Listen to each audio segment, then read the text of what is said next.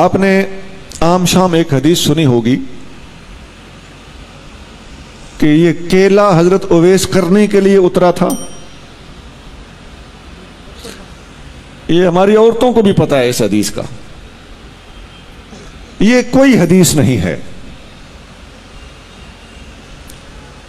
آپ نے ایک اور حدیث سنی ہوگی کہ نبی کریم صلی اللہ علیہ وآلہ وسلم نے ایک بڑھیا کی گٹھڑی اٹھائی, اسے اس کی منزل مقصود تک پہنچایا. اس بڑھیا نے پھر دعا دی, بیٹا کہنے لگی کہ محمد سے بچ کے رہنا, وہ جادو کرتے ہیں معاذ اللہ. تو حضور نے فرمایا وہ جسے تم یہ کہہ رہی ہو میں وہی ہوں. اس پر شاعری بھی کی ہوئی ہے لوگوں نے. یہ کوئی حدیث نہیں ہے. وہ کوڑا پھینکنے والی بڑھیا کی عورت حدیث آپ نے سنی پڑی ہوگی, ہم نے اس کا کہیں وجود نہیں دیکھا. وہ حضرت بلال حبشی نے صبح کی اذان نہ دی تو سورج نہ نکلا. یہ سب کسی قوال کو کہیں سے ملی ہیں, ان کا کتابوں میں کہیں وجود نہیں ہے. اب بتائیے, یہ غضب صرف ہمارے مسلک میں ہو رہا ہے, کوئی اور یہ بیان بھی نہیں کرتا.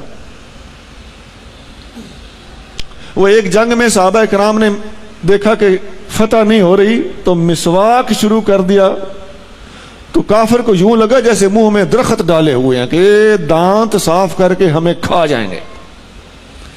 اس بات کا کہیں کوئی وجود نہیں ہے. میں نے کتنی ہی باتیں سنا دی آپ.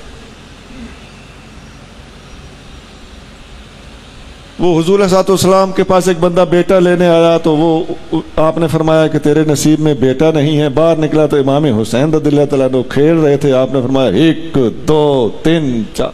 حضور باہر تشریف لے آئے, آپ نے فرمایا حسین بس. اب اس کا کہیں کتابوں میں کوئی وجود نہیں, محققین کے ہاں اس کا کوئی وجود نہیں. اس قسم کی باتیں ہیں. کچھ اور بھی بہت ہے, میں نے کافی ساری باتیں سنا دی ہیں.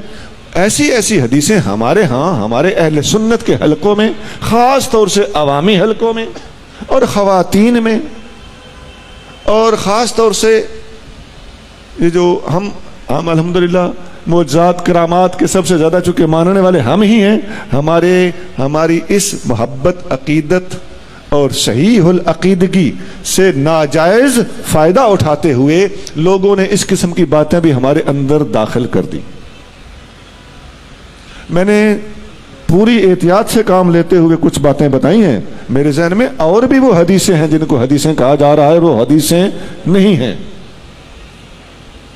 اور ایسا ہے کہ اگر آپ ان کو کسی خاص طور سے کسی سٹیج پہ بیان ہو رہی ہو تو عوام کا کیا قصور.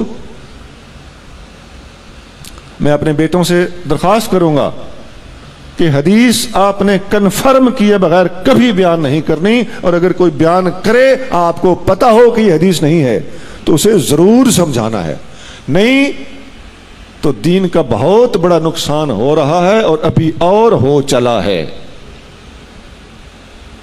جرت کوئی نہیں کرتا کسی کو سمجھانے کی اپنی عزت بچانے کے لیے. جھوٹ بولا جا رہا ہے, اگر آپ سمجھو تو آپ کو کہے گا کہ تیری عقیدت میں فرق ہے, تیری محبت میں فرق ہے.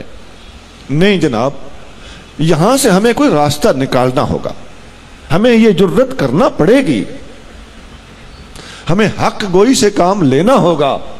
ہمیں فاروق اعظم کی طرح یقول الحق ولو کان مرا, فاروق حق بولتا ہے خواہ کڑوا ہو, اس کا مصداق بننا پڑے گا.